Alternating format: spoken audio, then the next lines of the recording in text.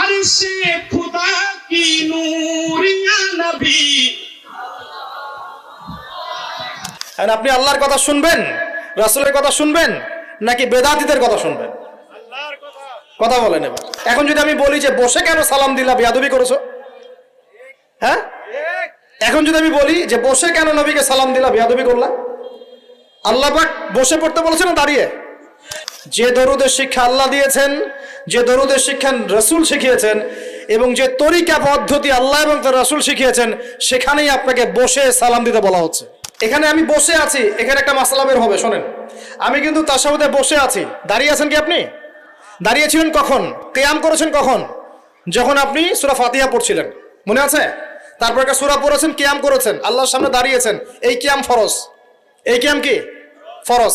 এবার আপনি দ্বিতীয় রাকাতে গিয়েছেন, প্রথম রাকাত শেষ, দ্বিতীয় রাকাত পড়ছেন, তাশাহুদ পড়েছেন, তৃতীয় রাকাত পড়েছেন, চতুর্থ রাকাত পড়েছেন, শেষ বৈঠকে বসেছেন। বসার পরে আপনি কি পড়ছেন? আপনি কিন্তু এখন বসে আছেন। দাঁড়িয়ে আছেন কি? বসে আছেন। বসে বসে আপনি পড়ছেন আত-তাহিয়াতু লিল্লাহ ওয়াস সালাওয়াত ওয়াত তাইয়্যিবাত। সংক্ষিপ্ত অর্থ হচ্ছে সমস্ত শারীরিক ইবাদত, আর্থিক ইবাদত এবং মৌখিক ইবাদত, সব ইবাদত আল্লাহর জন্য। কার জন্য? আল্লাহর জন্য। এবার আপনি নবীকে সালাম দিচ্ছেন, আসসালামু আলান নবী, অথবা আসসালামু আলা আইয়ুহান নবী, যে যেভাবে বলেন। আসসালামু আলান নবী ওয়া রাহমাতুল্লাহি ওয়া বারাকাতুহু। এখানে কি ইয়া নবী সালামু আলাইকা বলেছেন? কথা বলেন, এটা বলেছেন? আপনি বলেছেন আসসালামু আলান নবী ওয়া রাহমাতুল্লাহি ওয়া বারাকাতুহু। হে নবী, হে আল্লাহর নবী, আপনার প্রতি আল্লাহর পক্ষ থেকে শান্তি, রহমত, বরকত নাজিল হোক। সুবহানাল্লাহ। এই সালাম দেওয়ার সময় দাঁড়িয়েছিলেন না বসেছিলেন? বলেন। আল্লাহ পাক নামাজ শিখিয়েছেন না অন্য কেউ শিখিয়েছেন? আর আল্লাহ পাক সবচেয়ে বেশি আদব শেখাতে পারেন, অন্য কেউ পারে? তাহলে আল্লাহর দেওয়া সিস্টেমের মধ্যে কোনো বেয়াদবি থাকবে? এখন যদি আমি বলি যে বসে কেন সালাম দিলা, বেয়াদবি করেছো? হ্যাঁ, এখন যদি আমি বলি যে বসে কেন নবীকে সালাম দিলা, বেয়াদবি করলা? আল্লাহ পাক বসে পড়তে বলেছেন না দাঁড়িয়ে? আল্লাহ পাক কি বলেছেন? আল্লাহু আকবার, আত-তাহিয়াতু লিল্লাহি ওয়াস সালাওয়াত ওয়াত তাইয়্যিবাত, আসসালামু আলান নবী ওয়া রাহমাতুল্লাহি ওয়া বারাকাতুহু, আল্লাহুম্মা সাল্লি আলা মুহাম্মদ। আল্লাহ পাক বলেছেন। আল্লাহ পাক শেষ বৈঠকে বসিয়ে দিলেন। নামাজের সিস্টেম কে শিখিয়েছেন? আল্লাহর চাইতে কেউ কি শালীন? আল্লাহর চাইতে কেউ ভদ্র? আল্লাহর চাইতে কেউ করিম? আল্লাহ পাকের চাইতে কেউ জ্ঞানী বেশি? আল্লাহ পাকের চেয়ে কেউ শরীয়ত বেশি বোঝে? আচ্ছা, আল্লাহ পাক বলছেন বসো, বসে পড়ো আসসালামু আলান নবী ওয়া রাহমাতুল্লাহি ওয়া বারাকাতুহু। এবার বলছি আসসালামু আলাইনা ওয়া আলা ইবাদিল্লাহিস সালিহিন। এবার আল্লাহ তুমি আমাদের সবার প্রতি শান্তি নাজিল করো এবং তোমার যত সালেহ বান্দা আছে সবাইকে শান্তি দাও। সবার জন্য দোয়া করলাম। তারপরে আশহাদু আল্লা ইলাহা ইল্লাল্লাহ ওয়া আশহাদু আন্না মুহাম্মাদান আবদুহু ওয়া রাসূলুহু। কালিমা শাহাদা সাক্ষী দিলেন। তখন কি আপনি বসেছিলেন না দাঁড়িয়েছিলেন? আচ্ছা, এবার সামনে যান। এবার আপনি পড়ছেন আল্লাহুম্মা সাল্লি আলা মুহাম্মদ। হে আল্লাহ, মুহাম্মদ সাল্লাল্লাহু আলাইহি ওয়াসাল্লামের প্রতি শান্তি নাজিল করুন, সালাত নাজিল করুন। ওয়া আলা আলি মুহাম্মদ, মুহাম্মদ সাল্লাল্লাহু আলাইহি ওয়াসাল্লামের পরিবারের উপরে করুন।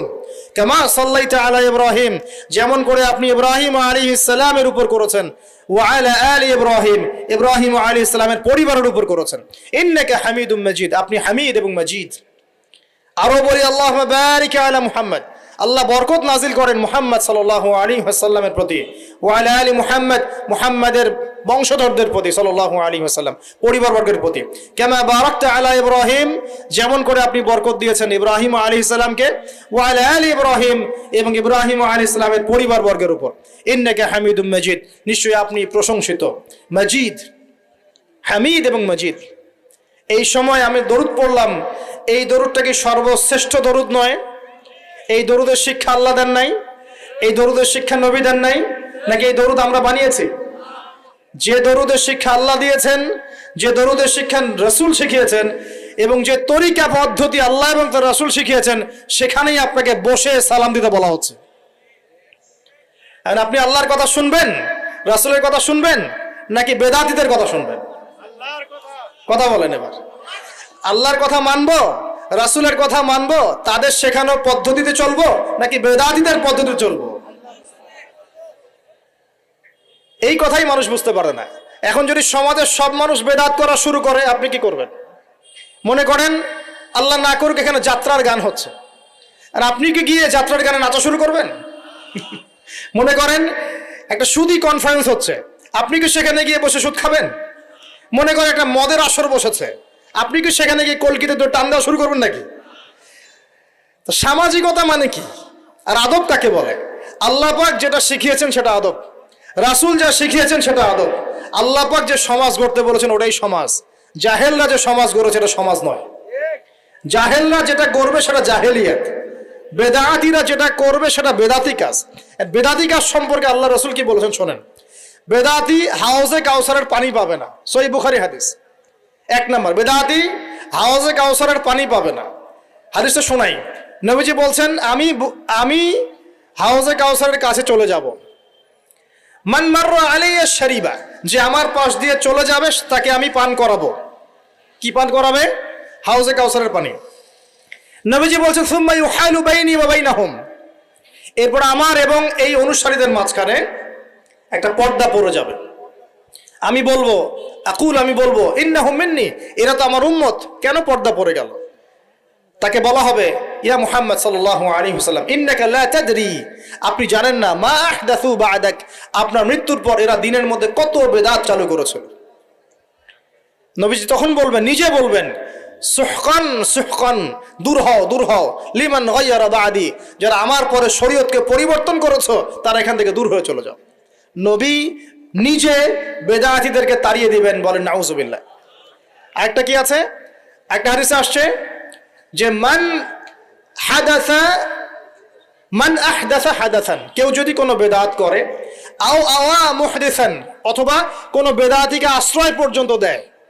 কেউ যদি কোনো বেদাত করে অথবা বেদাতিকে আশ্রয় দেয় অথবা তাকে সম্মান করে, তাকে বেদাত করার জায়গা করে দেয়, ফাআলাইহি লানাতুল্লাহি ওয়া মালাইকাতিহি ওয়ান নাসি আজমাইন, তাহলে ওই ব্যক্তির উপরে ফেরেশতা মণ্ডলী, আল্লাহ, ফেরেশতা মণ্ডলী, মানব জাতির লানত, নাউজুবিল্লাহ। একটা হাদিসে আসছে যে কেউ যদি কোনো বেদাতিকে সম্মান করে সে যেন ইসলাম ধ্বংস করার কাজে সাহায্য করলো। ইমাম মালিক রাহিমাহুল্লাহ একটা চমৎকার কথা বলেছেন, এটা বলছে, তিনি বলছেন কেউ যদি বেদাত করে ফান্নাহু জাআমা, সে যেন দাবি করলো যে আন্না রাসূলুল্লাহ সাল্লাল্লাহু আলাইহি ওয়াসাল্লাম কদ খানা রিসালা, কেউ যদি কোনো বেদাত করে তাহলে সে যেন দাবি করছে যে মুহাম্মদ সাল্লাল্লাহু আলাইহি ওয়াসাল্লাম রিসালাতের সাথে খেয়ানত করেছেন, নাউজুবিল্লাহ। একটু বোঝাই, আল্লাহর নবী কি আমাদেরকে এমন কোনো ভালো কাজ বাকি আছে যেটা আদেশ করেন নাই? এমন কোনো ভালো কাজ কি বাকি আছে যেটার আদেশ নবীজি করেন নাই? বা এমন কোনো খারাপ কাজ কি বাকি আছে যেটা থেকে আমাদের নবী আমাদেরকে নিষেধ করেন নাই? এখন আমি যদি মনে করি যে এই কাজটা বেশি ভালো, এটা করা যাবে, এটা বেশি ভালো, তাহলে আমি দাবি করছি আল্লাহর রাসূলের চেয়ে আমি বেশি বুঝি। যেই ভালো নবী বলেন নাই তুমি সেটাকে ভালো বলছো, যেই খারাপ নবী বলেন নাই তুমি সেটাকে খারাপ বলছো, তাহলে তুমি নবীর চাইতে ভালো মন্দ বেশি বুঝতে পারছো সেখানে, নাউজুবিল্লাহ। অত আল্লাহ পাক বলছেন আল ইয়াউমা আকমালতু লাকুম দীনাকুম, আমি দ্বীন ইসলামকে কামেল করে দিয়েছি, পরিপূর্ণ করেছি। ওয়া আতমামতু আলাইকুম নি'মাতি, তোমাদের উপর নিয়ামত পূর্ণাঙ্গতা দিয়েছি, পরিপূর্ণ করে দিয়েছি। ওয়া রাদিতু লাকুমুল ইসলাম দীনান, দ্বীন ইসলামকে, এই পরিপূর্ণ দ্বীন ইসলামকে তোমাদের উপর মনোনীত করে আমি আল্লাহ সন্তুষ্ট হয়ে গেছি। সুবহানাল্লাহ। আল্লাহর রাসূল কোনো ভালো কাজের আদেশ করতে ছাড়েন নাই, কোনো খারাপ কাজে নিষেধ করতে ছাড়েন নাই, ওইটাই তার সুন্নাহ। এর বাইরে যা আছে সবই বেদাত। কথা কি বুঝতে পারছেন? এটা স্পষ্ট করেন, আরো ভয়ঙ্কর শাস্তি আছে। নবীজি বলছেন কুল্লু বিদআতিন দালালা, এই বেদাতগুলো দলালা, পথভ্রষ্টতা, ওয়া কুল্লু দালালাতিন ফিন্নার, প্রত্যেক পথভ্রষ্টতা জাহান্নামে যাবে, নাউজুবিল্লাহ। আর ইমাম ইবনে তাইমিয়া রাহিমাহুল্লাহ একটা কথা বলছেন, তিনি বলছেন যে এই বেদাত জিনিসটা, এটা ইবলিসের কাছে অন্য যে মাসিয়া, অন্য যে গুনাহগুলো আছে এগুলোর চেয়ে বেশি পছন্দের। কারণ একজন গুনাহগার ব্যক্তি তওবা করার সুযোগ পেতে পারে। আপনি নামাজ পড়েন নাই, মনে খারাপ লাগা আছে, আল্লাহ আমি খারাপ কাজ করেছি, জেনা করেছেন, খারাপ লাগা আছে, আমি খারাপ কাজ করেছি, আপনি সুদ খেয়েছেন, খারাপ লাগা কাজ করে, আমি খারাপ কাজ করেছি। কিন্তু একজন বেদাতি ওই আমলটাকে ভালো মনে করেই করে, তাই সেটার জন্য তওবা করবে না কখনো। কথা কি বুঝতে পারছেন? এই কারণে শেষ পর্যন্ত তওবাটা নসিব হয় না। আল্লাহ পাক আমাদের সবাইকে বেদাত মুক্ত আমল করার তৌফিক দান করুন। এখানে নামাজে দরুদ কোথায় পড়লেন? বসে বসে পড়েছেন। আল্লাহ পাক কি আপনাকে বলেছেন যে তুমি বেয়াদব হয়ে গেছো, বসে কেন দরুদ পড়লা? সুবহানাল্লাহ। প্রিয় ভাইরা, কুতর্ক করতে যাব না, কারণ এগুলো আমাদের ব্যক্তিত্বের সাথে যায় না। ঘেউ ঘেউ করলেই ঘেউ ঘেউ করতে হবে জরুরি না। বিষয়টা বোঝালাম যে সুন্নত একটা জিনিস, বেদাত একটা জিনিস। সমাজ যদি জাহেলি সমাজ হয়ে যায়, সবাই সুদ খায়, আমি খেতে পারবো না। সবাই ঘুষ খায়, আপনি ঘুষ খেতে পারবেন না। সবাই যদি বেদাত করে, আপনাকে বেদাত করা যাবে না। সবাই যদি এখানে জেনা করতে থাকে, আপনিও জেনা করবেন না। সবাই মদের আসরে বসলে আপনি কখনো মদের আসরে বসবেন। এটাই ইসলাম।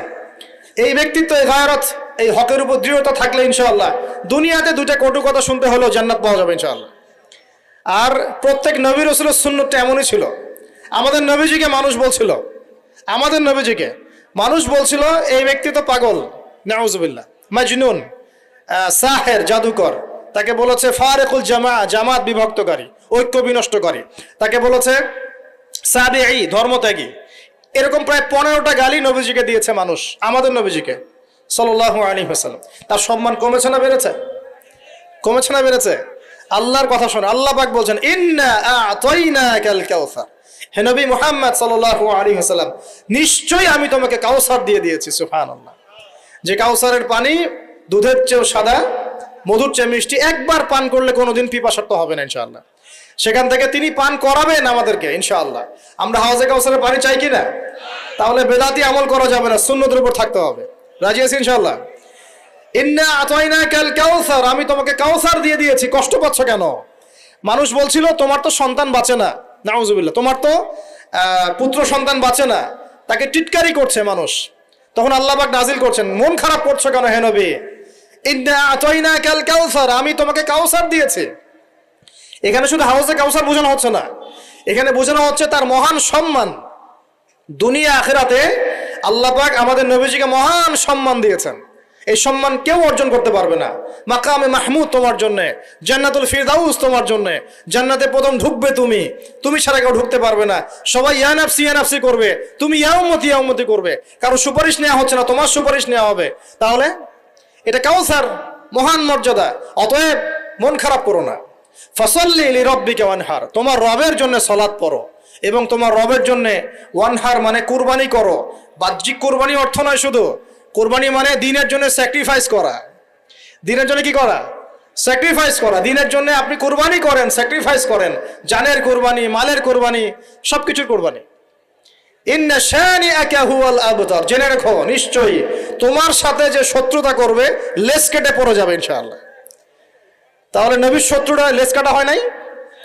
হকের উপর আপনি থাকলে সারা দুনিয়া মিলে যদি আপনার সাথে শত্রুতা করে লেজ কেটে পড়ে যাবে ইনশাআল্লাহু আযজা ওয়া জাল।